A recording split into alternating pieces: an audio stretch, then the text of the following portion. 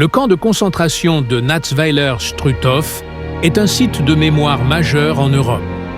Unique camp de concentration établi sur le territoire français, il témoigne des crimes nazis durant la Seconde Guerre mondiale. Créé en mai 1941, dans le contexte de l'annexion de fait de l'Alsace-Moselle par l'Allemagne nazie, ce camp avait une double fonction, économique et idéologique. Sur le plan économique, il exploitait un gisement de granit rose destiné aux projets architecturaux nazis, en utilisant la main-d'œuvre forcée des détenus. Sur le plan idéologique, il servait à réprimer, torturer et exterminer les opposants politiques, prisonniers de guerre et victimes des politiques raciales nazies, telles que les Juifs et les Tziganes. Environ 52 000 déportés de toute l'Europe occupée y furent détenus dans des conditions inhumaines.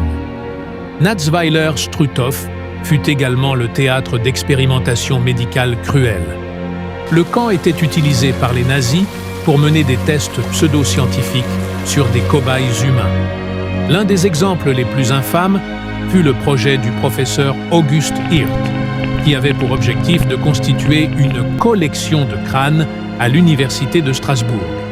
Des dizaines de juifs furent sélectionnés et assassinés pour cette collection macabre.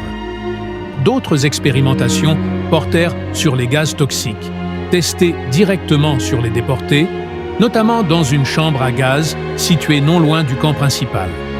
Bien que Natzweiler-Struthof ne soit pas un centre d'extermination comparable à Auschwitz ou Treblinka, où les chambres à gaz étaient systématiques, il fut un lieu où des milliers de détenus perdirent la vie. Les conditions de travail forcées, les sévices et les assassinats ciblés faisaient partie intégrante de sa fonction. Le camp fut évacué en septembre 1944, alors que les troupes alliées approchaient. Les détenus encore vivants furent transférés vers d'autres camps en Allemagne, notamment Dachau. Les forces alliées découvrent le camp peu après, révélant au monde l'ampleur des atrocités nazies. Après-guerre, le site est devenu un lieu de mémoire. Classé monument historique en 1960, il abrite un mémorial pour honorer les victimes et rappeler l'ampleur des atrocités commises.